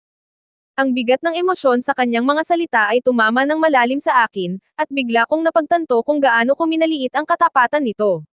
Sa wakas, na parang nakalaya sa isang sumpa, ang kapangyarihan ng Curse series ay naglaho, na nagpalinaw sa aking isipan at pandama. Dahil nalito sa itsura ni Raftalia bilang dalaga, tinanong ko kung sino siya. Tiniyak naman niya sa akin na siya pa rin ang dating Raftalia na laging nasa tabi ko at nangakong patuloy niya akong susuportahan kahit pakiramdam ko ay pabigat ako. Dahil sa sobrang emosyon, tuluyan na akong naiyak. Sa unang pagkakataon mula nang ipatawag ako sa malupit na mundong ito, naramdaman kong mayroon akong tunay na kakampi kay Raftalia. Ang mahabang linggo ng pangungutya, tsismis, at akusasyon ay tila gumaan habang niyayakap ako ni Raftalia, na nagpapatibay sa paniniwala nito sa aking pagiging inosente. Ang focus ay bumalik sa mga mastermind ng lahat ng ito, si Haring Altcray at Princess Malty. Ang malamig na titig ng hari at ang gulat na mukha ng prinsesa ay nagpakita na hindi sila natinag sa pahayag ni Raftalia. Nang walang imik, tumalikod ang hari sa aming dalawa, na tila inaamin na nabigo ang kanilang plano na paghiwalayin ako sa aking tapat na kasama. Ang ebidensya ay naroon para makita ng lahat, daan-daang saksi ang nakakita sa pagtanggal ng slave crest ni Raftalia at nakarinig sa kanyang taos-pusong pahayag. Wala nang puwang para sa duda, nananatili si Raftalia sa akin hindi dahil pinilit siya, kundi dahil pinili niya, na nagpatibay sa isipan ng lahat na siya ay tunay na tapat sa Shield Hero. Dahil alam niyang talo na siya, lumabas ng arena si Haring Altcray. Sumunod naman si Princess Malty, habang ang mga taga-suporta sa madla ay nakakuha ng hudyat, tapos na ang palabas, at nagsimula na rin silang umalis. Sa gitna ng arena, nakatayo si Motoyasu na lupaypay, habang hawak ang kanyang sibat na tila ito ang magpapabangon sa kanyang nasirang pagtingin sa sarili. Sa kabila ng lahat ng ebidensya at pahayag, kumakapit pa rin siya sa paniniwalang siya ang tama, at kumbinsidong ako ang kontrabida dahil sa pagkakaroon ng alipin. Hindi niya maunawaan kung bakit ang isang tulad ni Raftalia ay kusang susunod sa isang lalaking para sa kanya ay nakakadiri, at iginigiit na baka na brainwash lamang ito. Sina Ren at Atsuki naman, na ayaw itong palampasin, ay sumagot na halata naman sa sinumang nanunood sa amin ni Raftalia na ang aming samahan ay tunay. Nanatili akong walang malay sa nararamdaman ni Motoyasu, dahil abala sa yakap ni Raftalia. Kalaunan, dahil sa pagod sa mga nangyari sa araw na iyon, nakatulog ako sa kandungan nito. Pagdating ng umaga, nagising ako at nalaman na ang dalagang dati ay itinuturing kong bata ay lumaki na nga. Ipinaliwanag ni Raftalia ang kakaibang biology ng mga demi-human at kung paano sila mabilis tumanda depende sa kanilang level, isang katangian na lalong nagpapatindi sa diskriminasyon laban sa kanila sa Melromark. Pagkatapos ay binigyan ako ni Raftalia ng mga sandwich na gawa sa natirang pagkain sa pagdiriwang kagabi. Nang kumagat ako rito, isang gulat na mukha ang nakita sa akin, sa unang pagkakataon, nalasahan ko na ang pagkain. Tiniyak muli ni Raftalia sa akin na magkasama kami sa paglalakbay na ito sa bawat hakbang. Sa isang marangyang silid sa ibang lugar, isang misteryosong babae ang nakikinig ng mabuti habang binibigyan siya ng ulat ng isang espesyaliya tungkol sa mga huling kaganapan sa akin at sa pamilya ng hari. Bagamat interesado ngunit hindi masyadong nagulat sa mga kilos ng hari, hinala niya na si Princess Malty ang nasa likod ng karamihan nito. Natutuwa siyang malaman na nakahanap na ako ng kakampi kay Raftalia, at ibinaling ang kanyang atensyon sa mas mahahalagang bagay, ang pagpapanatili ng katatagan sa sarili niyang rehiyon at ang pagbabantay sa mga kalapit na bansa ng Melromark. Inutusan ng babae ang kanyang especially iya na ituloy ang pagmamanman sa kabisera, dahil inaasahan ang mas marami pang gulo dahil sa kontrobersyal na pagpatawag ng Melromark sa mga bayani. Balik sa Royal Court, nagtipon kaming mga bayani para tanggapin ang kani-kanilang gantimpala para sa aming serbisyo laban sa mga wave at para sa pagtupad sa mga hiling ng kaharian. Ang bawat isa ay binigyan ng silver ayon sa unang pangako. Si Motoyasu ay nakatanggap ng 4,000, sina Atsuki at Ren ay tig 3,800, at ako ay nakatakdang tumanggap ng 500. Gayunpaman, biglang inanunsyo ng hari na ang gantimpala ko ay kinuha na upang pambayad sa pagpapalaya kay Raftalia mula sa kanyang slave contract. Ang lantarang kawalan ng katarungang ito ay hindi pinalampas ni Atsuki at Ren, na nagprotesta sa hindi patas na pagtrato. Ikinatwiran nila na hindi naman kailanman ako natalo sa duelo, at itinuro ang mga paglabag ng hari mismo, kabilang ang pakikialam ni Princess Malty. Sinubukan naman ni Malty na ipagtanggol ang kanyang ama sa pagsasabing nilabag ko ang mga panuntunan sa pamamagitan ng pagdadala ng mga lobo sa duelo, ngunit mabilis itong sinagot ni Atsuki at Ren. Sinabi nila na ang kanyang argumento ay walang saysay dahil siya mismo ang lumabag sa panuntunan sa pamamagitan ng paggamit ng mahika para isabotahe ako. Higit pa rito, idinagdag ni Ren na ang aking mga kilos noong panahon ng wave ay kapuri-puri at nakatulong sa pagbawas ng mga biktima, dahil dito, nararapat lamang akong makatanggap ng tamang kabayaran.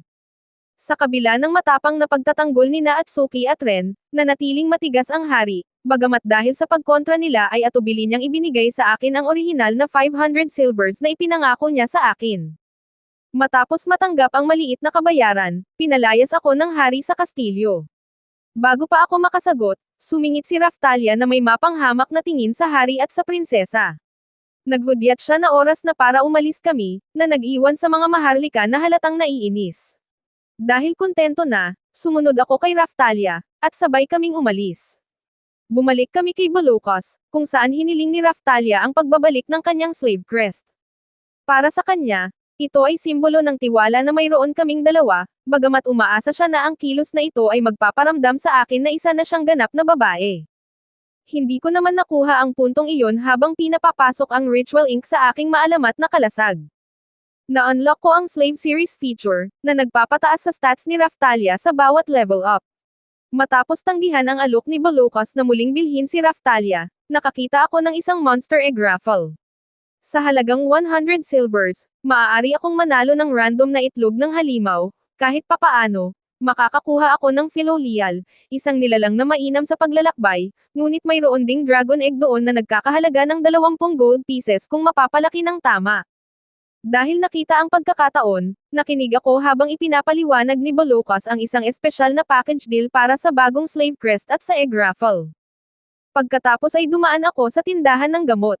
Dahil nagpapasalamat sa papel ko sa pagprotekta sa kanyang pamilya noong huling wave, binigyan ako ng may-ari ng isang intermediate book tungkol sa potion crafting. Isang katulad na pasasalamat din ang naghihintay sa akin sa tindahan ng mahika. Ibinunyag ng may-ari na ako ay may affinity para sa healing at support magic, habang si Raftalia naman ay sa dark at light magic. Hinimok din niya si Raftalia na matuto ng illusion magic. Bagamat nais niyang bigyan ako ng isang mahalagang crystal ball para ma-unlock ang mga sealed magic, hindi niya kayang ibigay ito ng libre. Sa halip, nabanggit niya na ang kaharian ay bumili ng maraming ganitong bola, marahil ay para sa ibang mga bayani. Sa pag-aaral ng mga aklat, natuklasan ko ang isang kakulangan sa aking mga kakayahan, naiintindihan ko ang wikang sinasalita dahil sa auto-translate feature ng aking kalasag, ngunit hindi ko ito mabasa. Iminungkahi ni Raftalia na mag-aral kami ng wika at mahika ng magkasama, lalo na't mayroon kaming mahigit isang buwan bago ang susunod na wave. Dahil piniling magpalipas ng gabi sa Lut, nalaman namin na napisa na ang aming itlog ng halimaw at naging isang Philolial. Ang nilalang ay naging isang adult sa loob lamang ng 2 araw dahil sa na-unlock kong Beast Tamer's Shield. Pinangalan ng Philo para madaling tandaan, ang Philolial ay mabilis na naging sentro ng aking grupo. Habang nasasanay na kami sa bagong takbo ng aming samahan, dumating si Motoyasu kasama ang mga royal entourage at isang dekreto, na nagdedeklara sa kanyang sarili bilang bagong Panginoon ng Nayon. Ang kanyang unang utos, isang mabigat na buwis na 50 silvers para sa pagpasok o paglabas, isang bayad na epektibong magpapabangkarote sa nayon sa loob lamang ng isang gabi. Itinuro ko ang pagiging katawa-tawa ng buwis na ito, at sinabing ang isang gabi sa inn kasama ang pagkain ay nagkakahalaga lamang ng isang silver. Ang aking pagtutol ay narinig ng mga taga-nayon, na nagdulot ng pag-aalsa laban sa malupit na pamumuno ni Motoyasu. Noong inihahanda na ni Molty ang kanyang mga Royal Knight para sugpuin ang kaguluhan, nakialam ang isang grupo ng mga lihim na ahente na kilala bilang Shadows, at naghatid ng mensahe na nagpabago sa kanyang dekreto. Ang bagong utos ay nagtatakda ng isang dragon race sa pagitan namin ni Motoyasu, kung saan ang pamamahala sa nayon ang nakataya.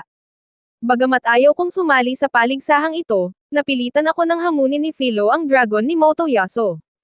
Lalo pang dinagdagan ng Spear Hero ang premyo sa pagsasabing magbibigay siya ng gantimpala kung mananalo ako. Habang naghahanda para sa karera, ang panunukso ni Motoyasu sa amin ni Philo ay umabot sa rurok, na naging dahilan para sipain ni Philo si Motoyasu ng malakas sa kanyang pagitan. Dahil sa lakas ng sipa, tumalsik si Motoyasu, na siyang naging dahilan para mapangiti ako ng tunay, ang unang pagkakataong nakita ito ni Raphtalia mula nang magkakilala kami. Ang Dragon Race ay simple lamang, 3 ikot sa nayon, na magsisimula at magtatapos sa gate. Sa simula pa lang, ang bilis ni Philo ay nagbigay sa akin ng malaking bentahe laban kay Motoyasu at sa dragon nito. Ngunit ang karera ay hindi naging patas, ang mga kabalyero ni Molty ay gumamit ng mahika, at naglagay ng mga magical trap sa buong kurso, upang isabotahe ang aking pagkapanalo. Sa kabila ng mga hadlang na ito, kabilang ang mga debuff spell kay Philo at speed boost sa dragon ni Motoyasu, napanatili ni Philo ang kanyang pangunguna.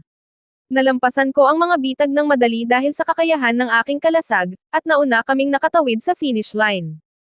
Sa isang hindi inaasahang pangyayari, nagbago ang anyo ni Philo mula sa isang parang ostrich na nilalang tungo sa isang malaking kwago. Sinubukan ni Molty na palabasin na ang pagbabagong ito ay ebidensya ng pandaraya, ngunit muling nakialam ang mga shadows. Ibinunyag nila na ang tunay na mandaraya ay ang grupo ni Motoyasu, at binanggit ang mga magic trap na sadyang ginawa para sa mga uri ng mahika na hindi man lang namin kayang gamitin ni Raphtalia. Napahiya ang grupo ni Motoyasu at umalis. Para naman sa aking gantimpala, tinanggihan ko ang pera, dahil natatakot sa mga chismis na baka akusahan akong nagnanakaw sa pondo ng nayon. Sa halip, pinili ni Philo ang isang sirang karwahe na nakaligtas sa huling wave.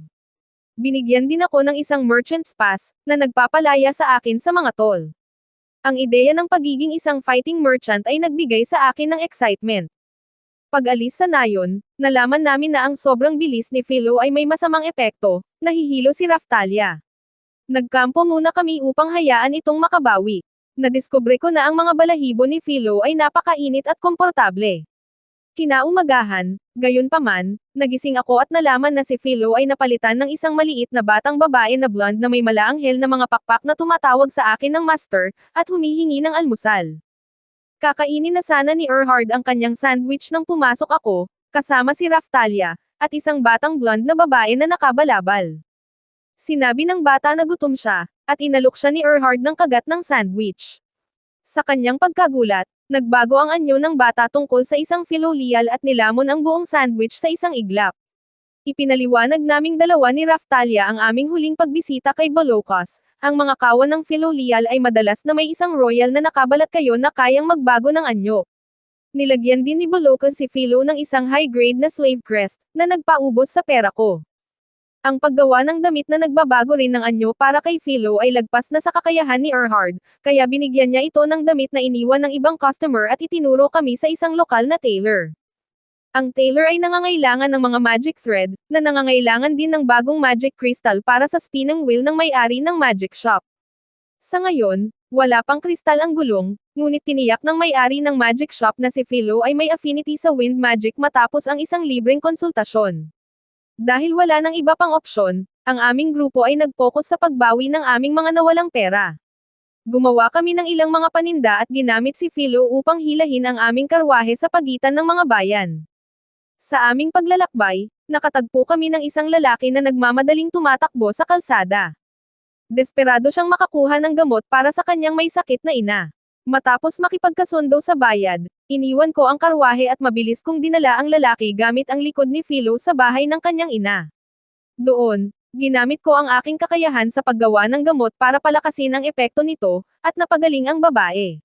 Bilang pasasalamat, binayaran kami ng pagkain, at bumalik kami ni Philo para balikan si Raftalia.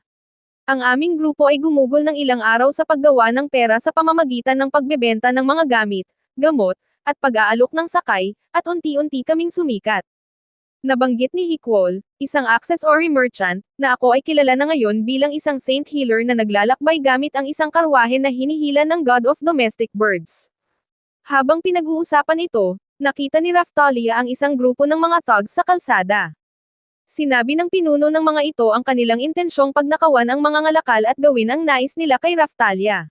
Dahil determinadong hindi maging biktima, naghanda kaming tatlo ni na Raftalia at Philo na lumaban. Gayunpaman, binanggit ng mga thugs na mayroon silang isang class upgraded na bodyguard. Na-realize ko na hindi ko alam ang mga detalye ng class upgrades at ikinalungkot ang kawalan ko ng paggamit ng mahika. Ginamit ni Raftalia ang kanyang mahika para maging invisible para sa isang surprise attack, habang si Philo naman ay gumawa ng isang tornado, na tumalo sa mga bandido. Ibinunyag ng mga thugs na may isa pang mga ngalakal na nagtaksil kay Hikwol, na kaibigan ko. Dahil nakilala ako bilang ang shield hero, naniwala ang mga bandido na papanigan sila ng mga gwardya kaysa sa kinamumuhiang shield hero. Halos ipakain ko na sila kay Philo, ngunit matapos silang magmakaawa, sinabi ko ang linyang sinabi rin nila kanina, hahayaan muna namin kayong mabuhay. Dinala kami ng mga bandido sa kanilang base, at ibinigay ang lahat ng ninakaw na gamit. Kumuha rin ako ng dagdag na bayad mula sa mga ngalakal para sa abalang idinulot nila.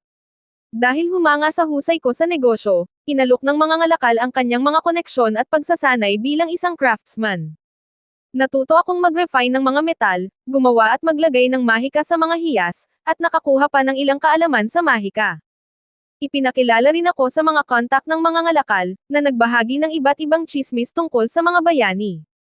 Ayon sa mga balita, himalang natapos ni Motoyasu ang taggutom sa isang nayon sa pamamagitan ng pagtatanim ng isang maalamat na pananim, si Ren naman ay naging abala sa pagpatay ng mga halimaw sa Timog Silangan, at nakapatay pa ng isang dragon, habang ang mga ginawa ni Atsuki ay nananatiling hindi malinaw.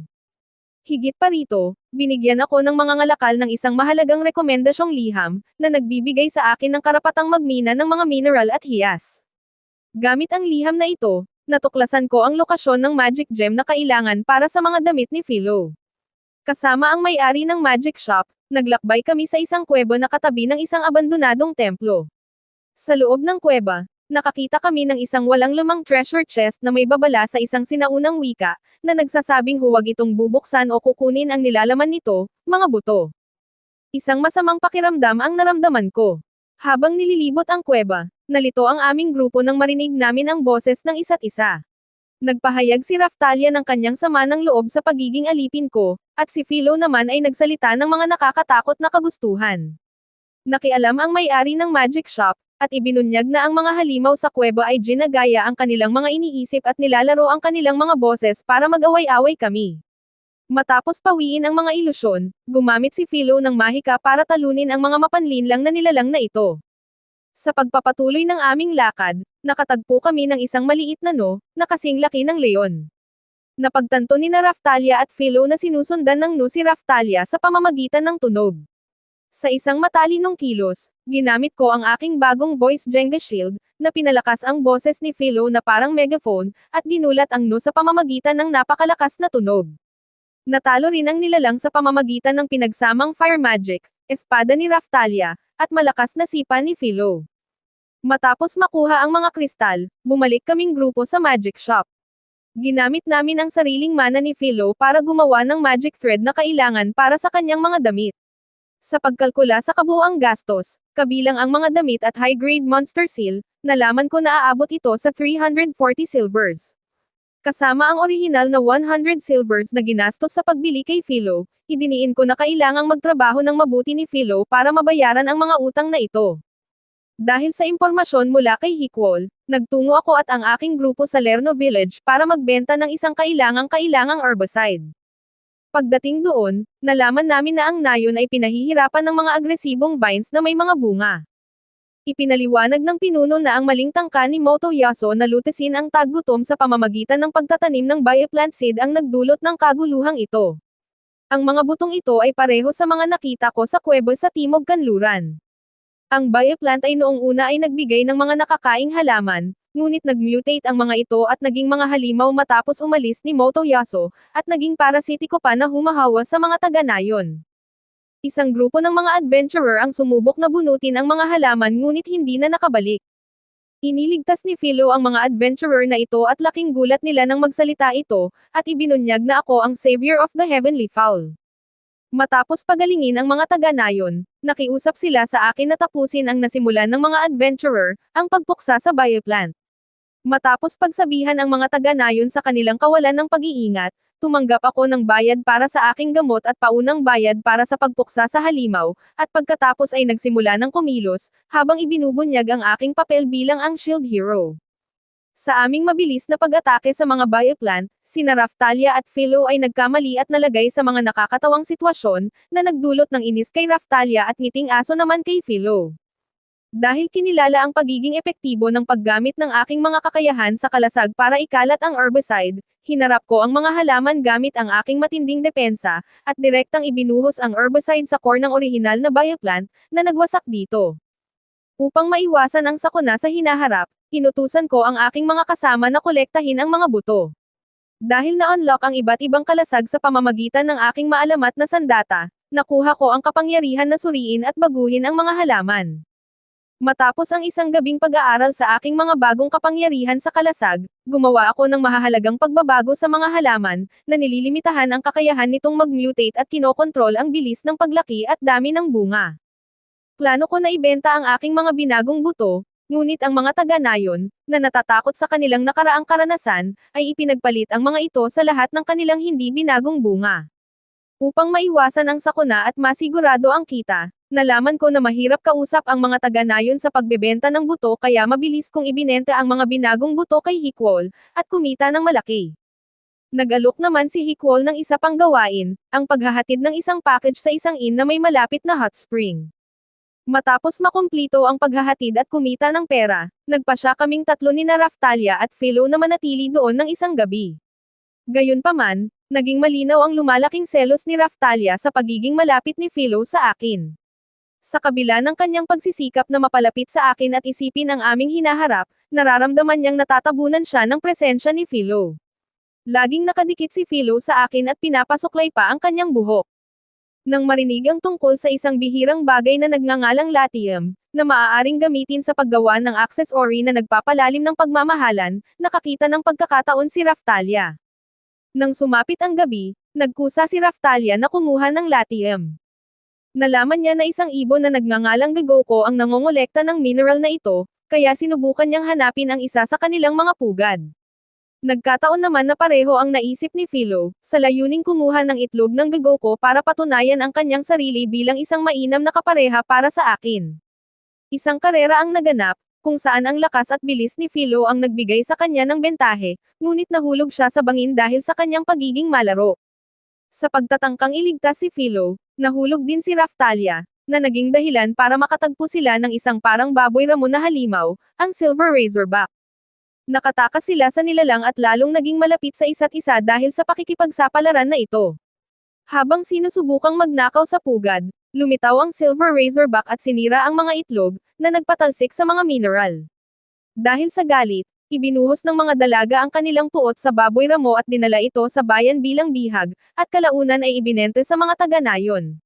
Gamit ang kinita, bumili sila ng mga tool para matulungan ako na mapabuti ang aking paggawa ng mga gamit.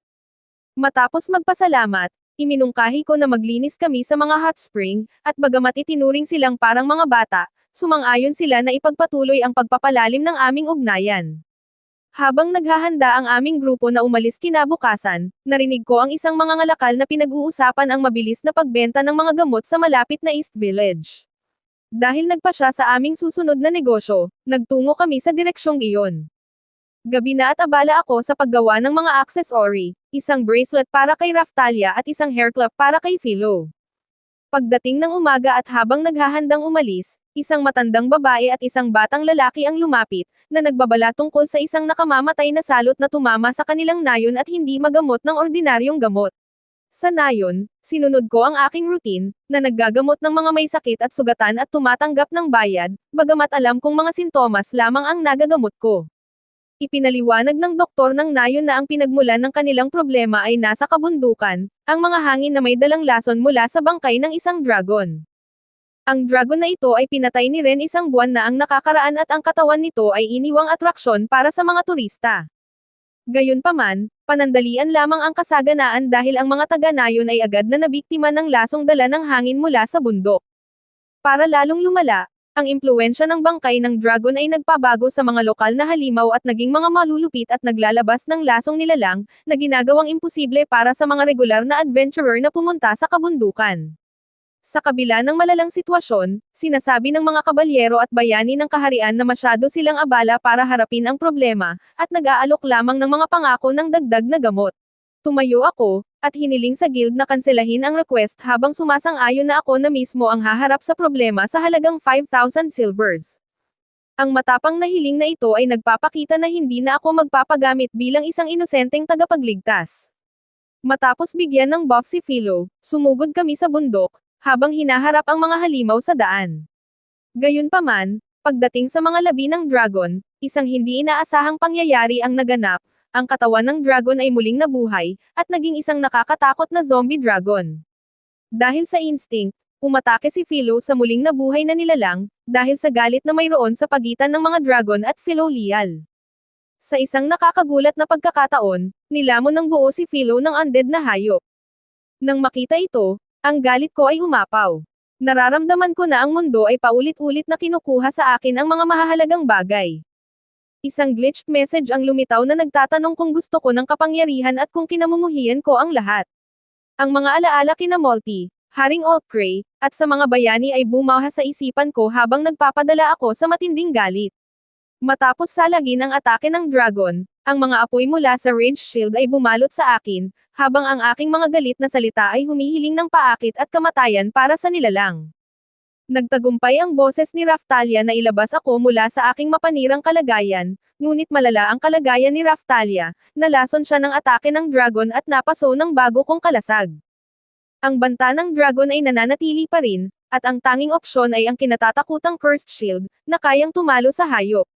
Dahil natatakot na mawalan muli ng kontrol, nag-alinlangan ako, dahil sa takot sa kapangyarihang maaari kong ilabas. Pagkatapos, isang himala ang nangyari, lumabas si Philo mula sa tiyan ng dragon, matapos kainin ang magic crystal na siyang nagbibigay dito ng lakas. Nawala na ang panganib, ngunit nananatiling kritikal ang kondisyon ni Raphtalia. Sa kabila ng kanyang mga sugat, determinado siyang linisin ang mga labi ng labanan bago asikasuhin ang sarili.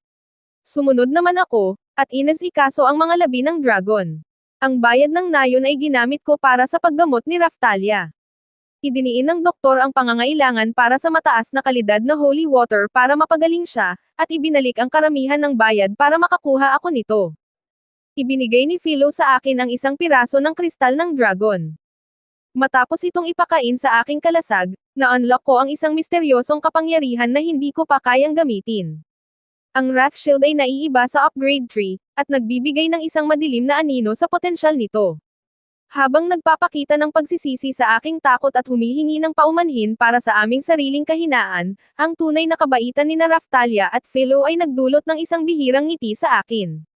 Dahil determinadong lumakas, gumawa ako ng isang matibay na pangako.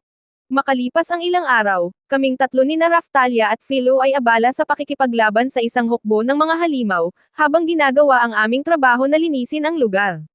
Sa buong labanan, paulit-ulit na tinitingnan namin ni Philo si Raphtalia, na nahihirapan pa rin sa epekto ng lason ng zombie dragon at sa sumpa na idinulot nito.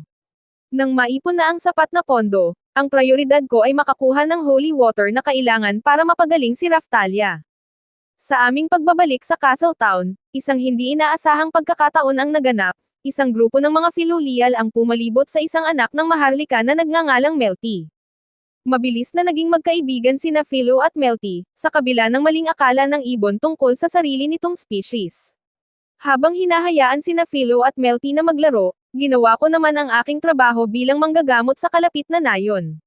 Noong gabing iyon, habang ginagamot ang mga sugat ni Raphtalia, muling lumitaw sina Melty at Philo, at ipinaliwanag na nawala si Melty mula sa kanyang escort at kailangan ng tulong para makabalik sa Castletown. Dahil naawa sa sitwasyon ng bata at dahil na rin sa premyo, sumang-ayon ako sa gawain, na hindi alam na minamanmanan kami ng isang especially iya. Habang nagpapatuloy ang paglalakbay, lalong naging malapit ang aming grupo dahil sa mga karanasan, kasama ang pagkain at pagpapahinga ni Raphtalia. Habang nagkakampo, isang kakaibang bagay ang natuklasan, nakitang walang laman ang mga damit ni Melty, na nagdulot ng takot na baka kinain na siya ni Philo, na minsan nang nagsabi na masarap ang ibang mga Philolial. Gayunpaman, salungat sa mga kinatatakutan, ligtas naman si Melty, at nakitang nakayuko na walang damit sa loob ng mga balahibo ni Philo. Nakatulog naman si Raphtalia dahil sa tingin ko ay epekto ng mga balahibo ni Philo. Nagpasya akong huwag na muna itong pag-usapan noong gabing iyon. Pagdating namin sa Castletown, naghiwalay na kaming apat, habang nagtungo ako sa simbahan para bumili ng holy water na kailangan ni Raphtalia. Sa simbahan, sinalubong ako ng high priest, na may halong sarkasmo sa pagbati, habang binabanggit ang sagradong duelo kay Motoyasu. Binaliwala ang mga formalidad, direktang hiningi ko ang pinakamalakas na holy water na mayroon sila, na nagkakahalaga ng isang gold coin. Gayunpaman, sinubukan akong dayain ng simbahan sa pamamagitan ng pagbibigay ng hindi magandang uri, ngunit pinagalitan sila ng high priest, na nag-utos sa isang madre na kunin ang tunay na item. Ang mapang maliit na ugali ng high priest ay nakakainis sa akin. Kalaunan, hinabol ako ng isang town guard at nagpasya akong maghiwalay muna kami ni Raphtalia, at magkita na lang sa karwahe ni Philo. Halos hindi makatakas sa gwardya, biglang nakaharap ko si Motoyasu, na galit dahil nakakuha na naman ako ng isa pang aliping babae, partikular na si Philo, na itinuturing niyang kanyang tipo. Nakakatawa naman dahil napansin ko na may suot na codpiece si Motoyasu, marahil ay bilang proteksyon mula sa mga sipa ng matabang ibon na iyon. Ang galit ni Motoyasu ay nagdulot ng gulo sa gitna ng bayan, habang ang kanyang mga atake ay hindi tumatama sa akin at nagdudulot ng kaguluhan sa paligid. Ang sitwasyon ay naging isang riot. Ang mga pagtatangka ng gwardya na pigilan ang gulo ay binaliwala ni Melty, na ginawang legal ang laban bilang isang duelo at inutusan ang kanyang mga kabalyero na palibutan kami. Nakialam naman si Melty, kasama ang sarili niyang mga gwardya, at pinagalitan ang kanyang kapatid na si Melty dahil sa pag-abuso sa kanyang autoridad at pinagalitan din si Motoyasu sa kanyang irresponsibleng kilos. Noong natigil na ang gulo, dumating si Raphtalia kasama si Philo. Ang agad na paglapit ni Motoyasu kay Philo ay nagdulot ng isang nakakagulat na revelasyon, na si Philo ang malaking matabang ibon, na nagdulot ng gulat, takot, at sakit nang magbago ang anyo ni Philo sa galit at sipain ng malakas si Motoyasu sa kanyang pagitan, na sumire sa suot nitong codpiece. Sa gitna ng mga pangyayari, nakilala ko ang Knight Vice Captain mula sa nakaraang labanan sa Loot Village, na nagpakita ng malalim na paggalang sa akin bilang shield hero. Nang dalhin si Melty sa weapon shop, ibinunyag nito na siya ang susunod na tagapagmana ng trono dahil sa masamang ugali ni Melty, na nagbibigay sa kanya ng autoridad na baguhin ang mga royal decree ng kanyang kapatid. Talagang hindi alam ni Melty na ako ang shield hero noong una kaming magkita. Sa kabila ng kanyang mahalagang sasabihin, nanatili akong ayaw makipag-usap sa pamilya ng hari, dahil sa aking malalim na kawalan ng tiwala sa kanila.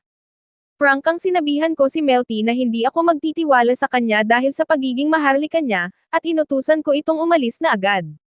Nagkataon naman na kailangang bumalik agad ni Melty dahil sa tawag ng kanyang ama. Habang pabalik siya sa kastilyo, naalala niya ang gawain na ibinigay sa kanya ng kanyang ina, ang reyna, na kinasasangkutan ng pagbabalik sa kabisera upang harapin ang kanyang ama tungkol sa maling pagtrato nito sa shield hero. Hindi ito magawa ng reyna mismo sa ngayon. Samantala, pinagbawalan ko si Philo na makipag-usap kay Melty, na naging dahilan para tumakbo si Philo habang umiiyak.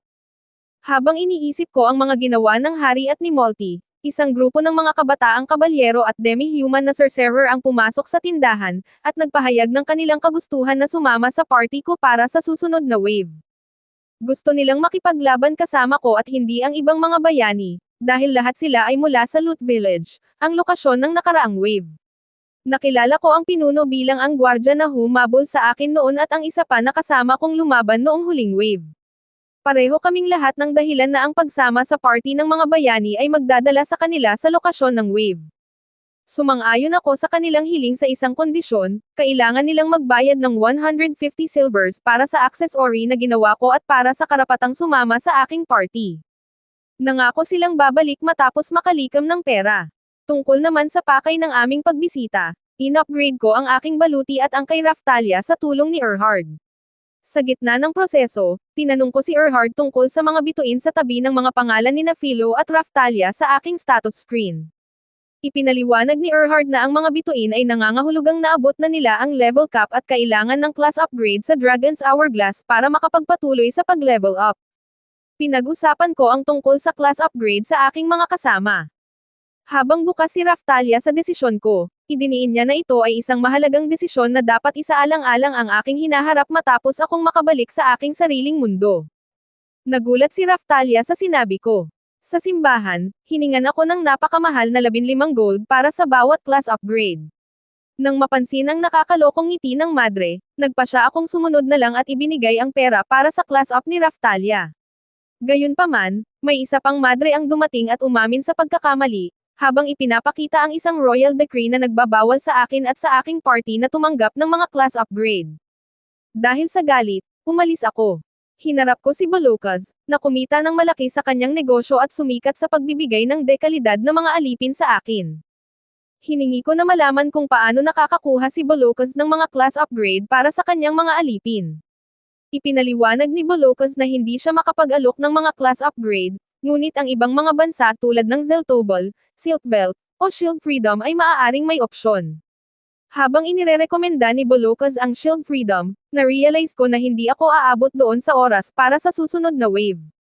Iminungkahi ni Bolokas ang pagbebenta ng mga Wyvern Claw upang mapalakas ang kakayahan ni Philo sa labanan. Dahil hindi pwedeng patayin ni Philo ang aming mga halimaw para sa testing, ipinaalam ni Bolokas sa amin ang tungkol sa mga halimaw sa imburnal ng Melromart na kailangang asikasuhin. Madaling natalo ng aming grupo ang parang buwaya na halimaw sa imburnal ng kabisera at nagpahinga para sa gabi. Habang ginagamot ko si Raftalia para sa sumpa, nagpahayag siya ng kanyang kagustuhan na sumama sa akin sa mundo ko matapos ang mga wave, ngunit ang aming pag-uusap ay naantala ni Philo. Dahil alam na hindi na makakapag-level up sina Raftalia at Philo, nagpa siya ako na mag-focus sa paghahanda para sa wave, kabilang ang pag-iipon ng mga gamot at pag-scout sa mga posibleng lokasyon ng wave. Habang abala sa aking mga gawain bilang mga ngalakal, nakatagpo ko ang isang hilagang bayan kung saan bigla akong hiningan ng toll fee sa kabila ng aking merchant pass. Doon, nakatagpo ko ang mga refugee mula sa kalapit na bansa na nagmamakaawa para sa pagkain kapalit ng kanilang mga gamit. Lumalabas na nagpadala ang Melromart ng mga adventurer upang tulungan ang resistance laban sa isang malupit na hari sa kalapit na bansa, ngunit lalong lumala ang sitwasyon. Habang papalapit ang susunod na wave, siniguro ko na ang mga nagugutom na tao ay mapapakain bago bumalik sa Castle Town na may mahigit isang araw na lang na natitira. Sa isang restaurant habang kumakain, narinig naming tatlo ni Raftalia at Philo sina Ren at Atsuki na pinag-uusapan ang tungkol sa isang taong kumukuha ng kanilang mga quest at gantimpala. Tumanggap si Atsuki ng isang guild quest tungkol sa isang hilagang Panginoon na pinahihirapan ang kanyang mga tao sa pamamagitan ng sobrang buwis, at ginagamit ang pondo para sugpuin ang mga kumaw kontra gamit ang mga mercenary. Muntik ko nang may buga ang aking inumin nang marinig ito, na kumuha sa atensyon ni Atsuki. Inakala ni Atsuki na ako ang responsable sa pagpapanggap na sila, na naging dahilan para pagsabihan ko sina Atsuki at Ren. Ang bansa na iniligtas ni Atsuki ay nahihirapan na ngayon dahil sa tumaas na buwis, habang ang pagpatay ni Ren sa dragon ay hindi sinasadyang nagdulot ng salot. Ang sisi sa maraming kamatayan ay napunta kina Ren at Atsuki, lalo na nang makita ni Ren ang mga sugat ni Raftalia at na-realize kung saan ito nanggaling. Matapos sabihin ang aking saloobin, umalis na ako, at inutusan ko ang mga bayani na itigil na ang paggawa ng gulo. Nanatiling duda si Atsuki, ngunit tinanggap naman ni Ren ang kritisismo ko. Balik sa weapon shop, natanggap ko ang aking upgraded armor na may zombie dragon core at may auto-repair function. Naabutan ng grupo ni Akako, matapos makalakam ng sapat na pondo para sumama sa aking party. Ibininigay ko ang accessory sa kanila at pinayuhan silang bumili ng mas magandang gamit, at pagkatapos ay nagsagawa kami ng strategy meeting para sa susunod na wave. Samantala, Sa isang malayong lugar, nakikipag-usap ang Reyna sa kanyang mga shadows. Nagulat ang isang shadow tungkol sa pakikipag-ugnayan ni Melty sa akin, ngunit ang pagkakataon para sa pagkakasundo ay nananatiling mahirap. Dahil kinikilala ang mga hamon na ibinibigay niya kay Melty, inamin ng Reyna ang pangangailangan para sa kanyang anak, bilang susunod na pinuno ng Melromark, na harapin ang mga ganitong sitwasyon. Ipinagkatiwala niya sa kanyang shadow na bantayan ang mga kaganapan at nagpahayag ng kanyang pag-asa na kaming mga bayani ay handa nang harapin ang paparating na calamity wave. Samantala, nagsimula na ang wave, na ginagabayan ng isang babae na naka-dark kimono at may hawak na pares ng mga pamaypay. Habang papalapit ang susunod na wave, gumawa ako at ang aking party ng masusing paghahanda, at nag-ipon kami ng mga gamit tulad ng mga gamot at sandata. Malaki ang tiwala ni Erhard sa maingat kong paraan at sa aking pagsisikap na maging handa. Sa gitna ng aming paghahanda, gumawa ako ng isang mana boosting bracelet para kay Raphtalia at isang physical stat boosting hair clip para kay Philo. Sumama na ang aking mga kasama sa party ko, na bumuo ng isang grupo ng 8 na dinala sa lokasyon ng wave. Pagdating doon, nakatagpo kami ng mga goblin at beastman na umaatake sa isang nag-iisang taga-nayon. Iniligtas namin ito at itinuro ang ligtas na lugar kung saan inilikas ang ibang mga taga-nayon. Nahihirapan ang mga lokal na gwardya laban sa mga halimaw hanggang sa makialam ang isang matandang babae, na mabilis na pumatay sa mga halimaw. Saglit siyang nagpasalamat sa akin sa tulong ko noon, at ibinunyag na siya ang parehong babae na pinagaling ko 1 buwan na ang nakakaraan. Sa kabila ng kaguluhan, itinanong ko kung nasaan ang ibang mga bayani. 3 oras na ang lumipas sa wave, at kasama ang grupo ni Ak, ang ibang mga gwardya, at ang matandang babae sa nayon, naging komportable ako na iwanan sila para protektahan ang nayon habang hinaharap ko naman ang boss ng wave. Nakita namin ang isang ghost ship na lumilipad sa hangin, at pinatatamaan ni Atsuki ang figurehead ng barko. Ipinaliwanag ni Atsuki na ang kilos na ito ay maglalabas sa Soul Eater. Gayunpaman, ang ibang mga bayani at ang kanilang mga party ay nasa loob ng barko habang hinahanap ang boss. Pagdating sa barko, nakita ko ang grupo ni Ren na nilalabanan ang isang skull captain na paulit-ulit na nabubuhay, habang ang grupo naman ni Motoyasu ay nakikipaglaban sa mga galamay ng isang kraken. Ang hindi pagkakasundo sa kung sinong kalaban ang uunahin ay nagdulot ng gulo, laban sa mga halimaw at sa isa't isa. Prangkang pinagalitan ko ang mga bayani sa kanilang isip batang ugali at hinarangan ko ang mga tira mula sa parehong halimaw na nilalabanan nila. Idiniin ko na ang pagtrato sa sitwasyon na parang laro ay maaaring magdulot ng kanilang kamatayan. Sa pagmamasid sa Skull Captain, napansin ko na may nakatago sa anino nito at inutusan ko si Raphtalia na gumamit ng light magic laban doon. Napilitan ang Soul Eater na lumabas sa pinagtataguan nito. Bagamat ang mga lightning attack mula sa mga bayani ay walang gaanong epekto, ang mga mabilis na wind-based na sipa ni Philo ay unti-unting nagpahina sa kalaban. Gayunpaman, nasayang na ang oras at pagod na kaming mga tagapagtanggol. Nagpasya ako na gamitin ang emosyonal na suporta ni Raphtalia at inilabas ko ang Rage Shield. Kasabay nito, ang boses ng zombie dragon ay humihiling ng dugo ni Ren, na nagpabago sa aking Rage Shield tungo sa Wrath Shield at nagpabago sa baluti ko tungo sa isang nakakatakot na anyo. Ang mga apoy ng Wrath Shield ay bumalot kay Philo, na naging dahilan para maging berserk ito laban sa Soul Eater. Pinagalitan ni Raphtalia ang mga bayani dahil sa pagpilit sa akin na gamitin ang Wrath Shield at nagpahayag ng kanyang galit sa sarili niyang mga limitasyon. Nakisali na rin sina Atsuki at Ren, at inatake ang mga halimaw na malapit nang tumama sa akin, habang atubili namang sumama si Motoyasu sa akin. Dahil sa pagkilos ng lahat, nagtulungan kaming talunin ang Soul Eater. Kasama si Philo, sinubukan ni Raphtalia na ilabas ako mula sa aking galit bago pa ako lamunin ng mga apoy. Noong nagbalik na ang aking malay, pinagsama ko ang Wrath Shield, Shield Prison, at Animal Needle Shield para ipakita ang isang bagong skill, Iron Maiden. Matapos ipatawag ang nasabing torture device, ikinulong namin ang Soul Eater at tinapos ito gamit ang mga saksak mula sa lahat ng panig. Matapos ang labanan, parehong bumagsak sina Philo at ako dahil sa epekto ng Wrath Shield, at nawala ng memorya si Philo sa mga nangyari. Siyempre, pinaghinalaan ako ng ibang mga bayani sa Pandaraya, ngunit lumala ang aming problema nang lumitaw ang pangalawang Soul Eater. Laking gulat namin nang mapatay ito ng madali ng isa pang individual. Ang taong ito ay isang dalaga na nagngangalang Glass, na may mahabang itim na buhok, naka-dark kimono, at may hawak na mga bakal na pamaypay. Pinagtawanan ni Glass ang kahinaan ng aming grupo laban sa isang halimaw at idineklara na ako lamang ang karapat-dapat sa titulong bayani. Hayagan niyang ipinakilala ang kanyang sarili sa gitna ng nagpapatuloy na ikatlong wave. Hinarap naming mga Cardinal Heroes at ng aming mga party ang misteryosong babae na naka-black kimono, si Glass. Ipinakilala niya ang sarili bilang aming kalaban, at ipinapahayag ang kanyang galit sa Bow into One, isang simbolo na nakita ko na noon, habang ibinubunyag na ang mga tila mabuti sa labas ay may mga lihim na balak sa likod. Pinayuhan niya ako na maging maingat mula sa puntong ito, na nag-iwan sa akin na naguguluhan. Maraming salamat sa panonood, sana nag-enjoy ka sa anime na ito.